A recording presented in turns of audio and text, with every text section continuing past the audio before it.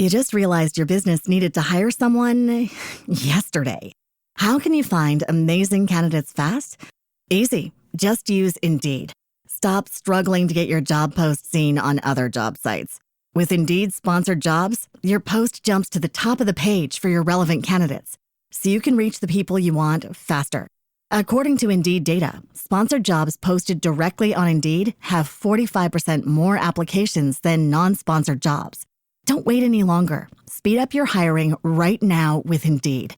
And listeners of this show will get a $75 sponsored job credit to get your jobs more visibility at Indeed.com/ARTS. Just go to Indeed.com/ARTS right now and support our show by saying you heard about Indeed on this podcast. Terms and conditions apply. Hiring? Indeed is all you need.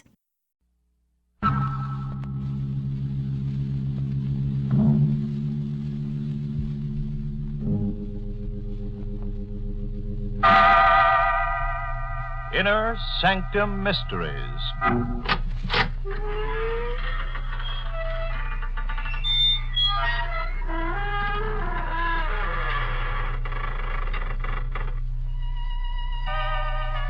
Good evening, friends of the creaking door. This is your host to welcome you into the Inner Sanctum once again. Come in. You know, so many people have asked me to explain the significance of the creaking door, but I don't really have to. You see, the door creaks for itself. I was going to have a friend of mine here tonight to give you a short explanation. Being an undertaker by profession, he's an authority on the subject, but he couldn't make it. He's been so busy. Poor chap. He's literally buried in his work.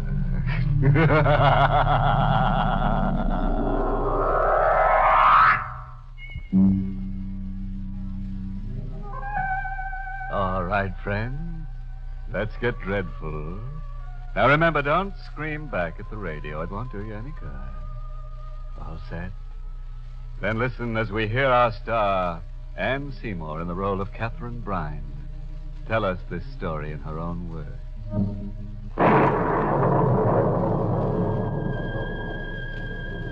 A flash of lightning, like a giant white electric light, lit up the sky that night as I went up the walk. And Brine Mansion looked like a huge gabled tomb standing there on the hill.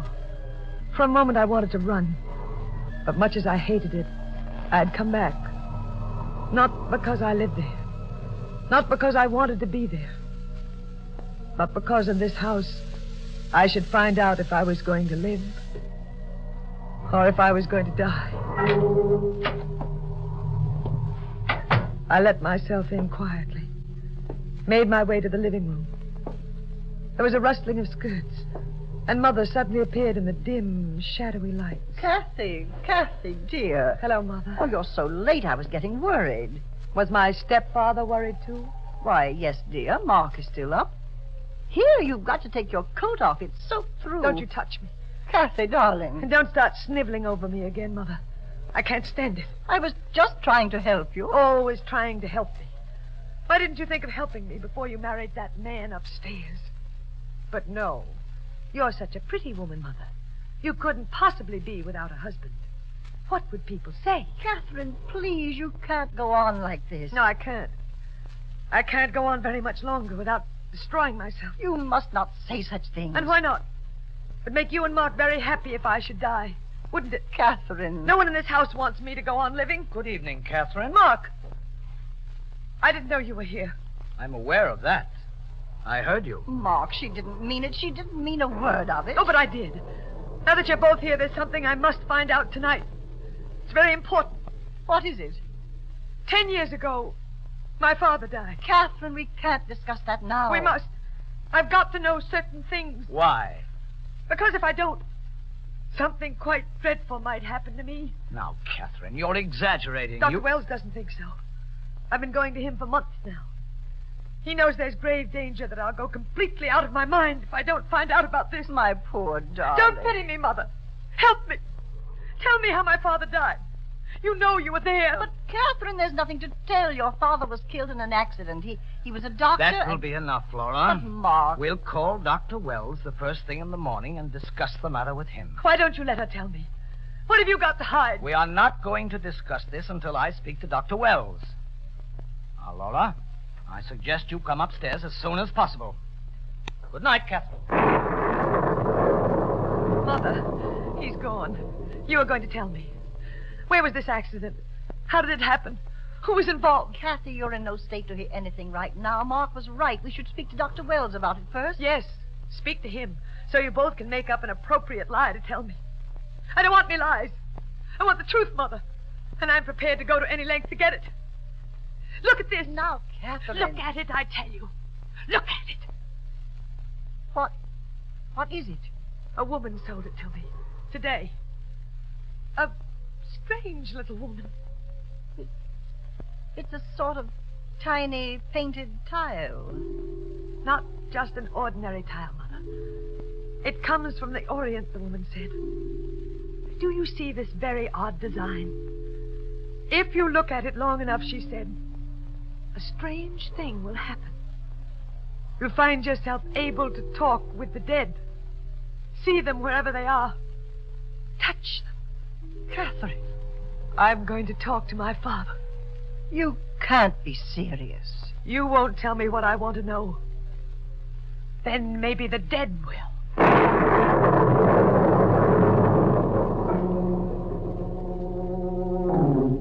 Mother left the room, and I sat down in front of the fireplace, just as I used to when I was a child.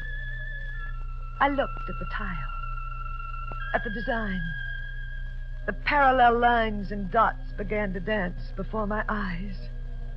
I stared at it. It seemed to hold, control my gaze. And then almost at once, I felt an icy chill, and the design vanished. In its place, there was black, infinite space, filled with shadows and still shadows beyond shadows. Then I noticed a speck of gray come out of that blackness. There was a strange, sulphurous odor in the air as it came toward me, at first very slowly, and gradually faster and faster, as though it were coming to me through endless years of space. Suddenly there was an ear-shattering thunderclap. A streak of lightning zigzagged through the room in an insane dance, and I heard the front door close. I heard footsteps approaching. I turned around, faced the doorway, and then I saw him. Don't scream. Who are you? You are Kathy. Kathy Brine. You know me? I did. 10 years ago. Where did you come from? Tell me, how do I appear to you? How you appear? Yes. Please. You have white hair, white beard. But your eyes... No, it can't be. What can't be? That my eyes are the eyes of a corpse? That I look more like a dead man than a living one? Yes. That should not be so strange. Who are you? Did you know my father? Dr. Brine. Very well. Very well indeed. How did he die? I want to know that. He was murdered. Murdered? Yes, murdered. How do you know? I saw it all. You? I was punished for it. You murdered him? No, I didn't kill him. He was the only friend I had in the world. That's why I came back here tonight. Didn't you ever know how your father died? No. Would you like to know? More than anything in the world. He was the kindest of men. And that's what led to his destruction. He took a man under his care. A man who had been given up as a raving maniac. And rather than see this man placed in an institution, he kept him in the guest cottage of his house. Wait, I remember now. The man was a poet. Yes. His name was Dennis Damore. Your father believed this man was a great poet. and struggled to save him. Did this man murder my father? No. No. One evening, when your father came in to treat the Moor, there was a third man in the darkened cottage. This man leaped at your father and drove a knife into his back. The poor madman, frightened, ran over the countryside until he was caught by the police. And he was charged with the murder of your father. You said you saw all this. I did. Then you are... The madman, Dennis Damore. You're dead? Perhaps I am. The murderer. Who was the person who murdered my father? You know him quite well. He's the man who's now married to your mother, Mark Weldon. No. Can you prove this? Your father is the only one who can prove this. My father. Can you bring him back here? Bring him back? You came back. If you could only bring him and prove this. Prove it? Perhaps I can. Perhaps I will bring him back tonight.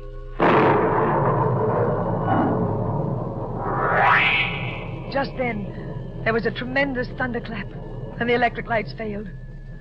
I tried to see him by the firelight, but he wasn't in the room. I ran to the door, stumbling over furniture in the shadows and screaming for him to wait. I opened the front door, but he wasn't there. Kathy, we heard you screaming. Did you, Mother? What happened? I found out how my father died. Really? How? He was murdered. Laura, did you tell her anything? No, not a word, Mark, I swear. Kathy, how did you find out? I told you how I'd find out. That tile. Yes, it worked. That's impossible. Of course you'd say that. But I discovered tonight that you, Mark, murdered my father. That you cleverly arranged that a poor patient of his named Dennis Damore would be arrested for the crime that you committed. Who told you this? Dennis Damore. Damore? Was he here? Yes. He told me everything. And you believed him? Why shouldn't I? Why, the man's a maniac. I don't know how he ever got here. He should be at the State Institution for the Criminally Insane. Number, please. Hello, operator. Will you put through a call to the State Institution for the Criminally Insane at Blyton? I wish to speak to whomever is in charge. And call me back as soon as you get them. It's urgent. Yes, sir, I understand. Thank you.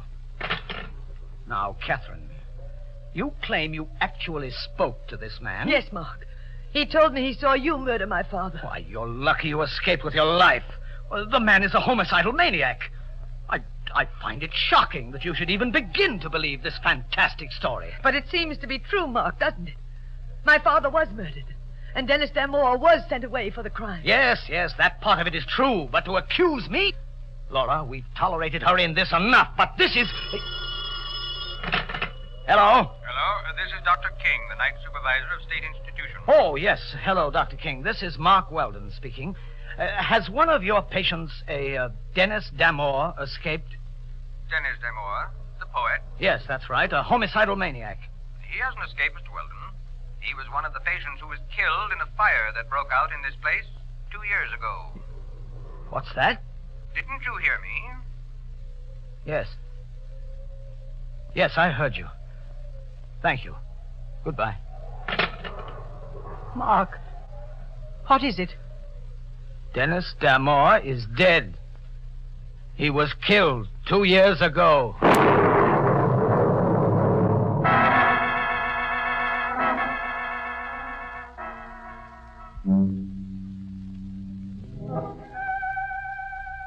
Well, friend, how'd you like to have a little Chinese tile that can produce dead men for you? Or don't you think that Dennis Damore is a ghost? Perhaps you think he's just an old pop-eyed poltergeist? Well, we'll know in a moment as we hear Catherine Bryan tell us the second half of her weird story. My stepfather's hand trembled as he hung up the phone. And even in the red glow of the firelight, I could see his face had suddenly turned snowy white. It's impossible. The dead can't come back. Unless you're making up this whole thing, Kathy. Why should I invent a story like this? Because you've always been insanely jealous. You've always hated your mother for marrying me. Isn't that true, Laura? Isn't it? Yes. It's true. There. You see, Catherine? Your mother loves you. She wouldn't lie. Now tell us the truth. You made up this whole wild tale about Dennis Damore, didn't you? No, Mark. I didn't invent it. Dennis Damore was here. He couldn't have been. He's been dead for 2 years. Then how would I know the things I told you? I don't know. And that's what you've got to explain. Mark, why does this upset you so? If you didn't murder him, what difference does it make about Damore? Why are you so frightened? I'm not frightened. I'm just determined to get to the bottom of this thing. What was that? Just the thunder, Mark. Laura, why are you looking at me like that? Like what? Staring at me. As though you've seen me for the first time. Do you believe this mad story Catherine's told us? Do you think I murdered her father? I just remembered certain things, Mark. I can't help it if I think of them now. What things? Tell me, what things? 2 days before the murder, you told me you were in love with me. I sent you away, told you never to come to this house again. Go on. On the night of the murder, I saw you standing in the moonlight, near the guest cottage. You did? I thought I was mistaken, especially since you claimed you were at home that night. Oh, Mark, don't be angry with me. I can't help it thinking of these things now. It's only natural. Natural? Is it natural for a man's wife to accuse him of a crime like murder? And on the basis of what? The word of a psychopathic girl who should have been confined long ago. She talked to a man who's been dead for 2 years. I suppose you believe that, too. And who is this man, even assuming that he's alive? A madman, a homicidal maniac who took your first husband's life when your husband tried to cure him. Well, I've had enough of this. Mark, what are you taking out of that drawer? Kathy, come here. Why? Mark, put the gun away. Shut up, Lola. Now, Kathy, I won't hurt you unless you try something dangerous. I'm holding this gun because I believe your mother and I are no longer safe in the same room with you. Now, I want the truth. You were lying to us before, weren't you? No. Very well, then. Where is this man you saw? I'd like to see him, too. I don't know. Of course you don't, because he doesn't exist. He does. He appeared when I looked at the Chinese tile. The Chinese tile. Good. Look at your Chinese tile now. Make him appear. You're trying to make a fool of me. A liar. You'll do as I tell you. Look at that tile. Go on. All right, I will. Now, what do you see? Nothing but the design. Yes, and that's all you're going to see. No. The design is fading. It's getting dark. Dark. Nothing but blackness. Mark, I heard the front door.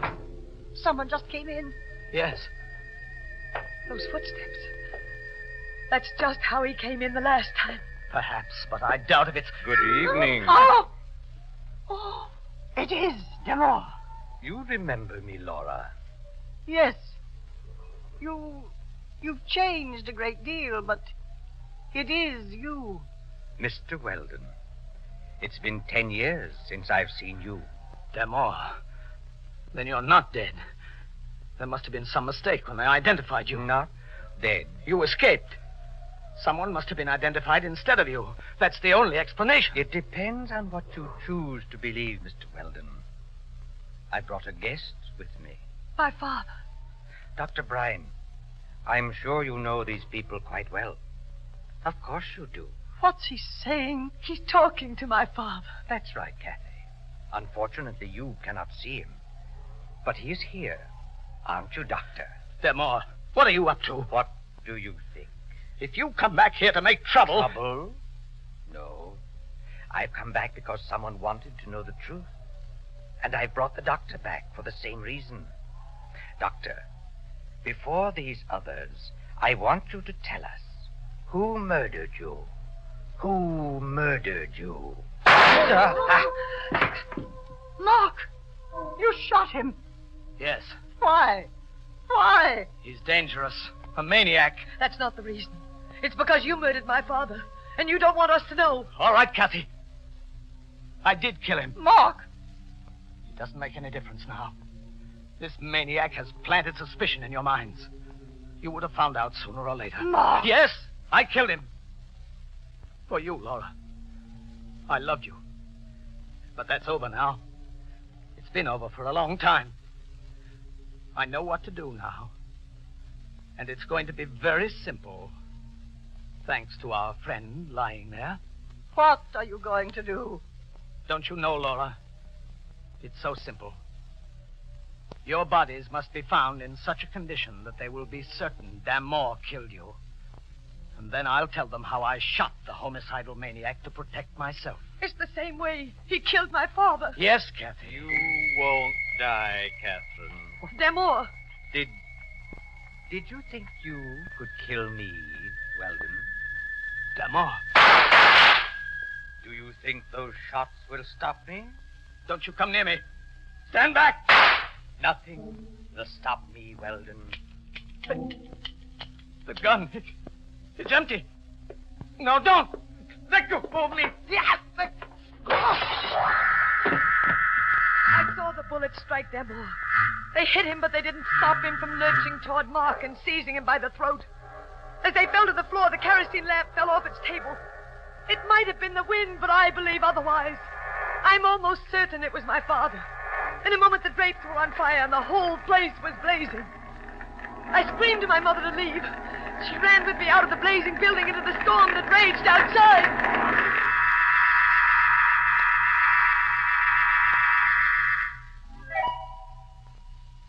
2 weeks later, my mother came into the hotel room where we were staying. I've just come from the police, Kathy. Well, Mother? Only one body is positively identified. Whose? Mark's. The other body? They haven't been able to find it in the rubble. I don't believe they ever will. But, Kathy, the police checked with the authorities at the state institution. It seems that some of the patients did escape at the time they had the fire there 2 years ago. It's possible that Damore was among them. It's possible, but I doubt it. You think Damore died 2 years ago? Yes, Mother. Don't you?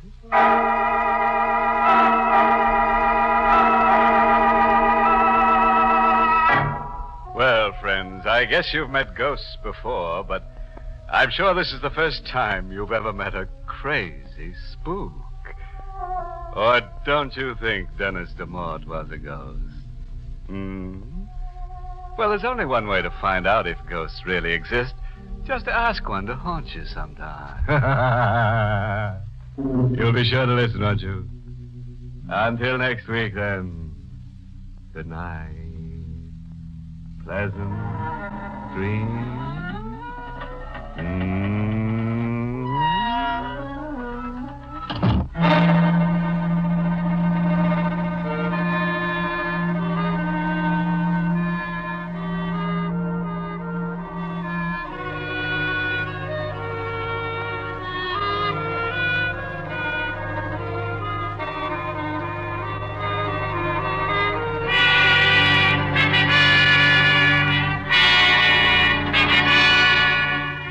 Inner Sanctum has come to you through the worldwide facilities of the United States Armed Forces Radio and Television Service.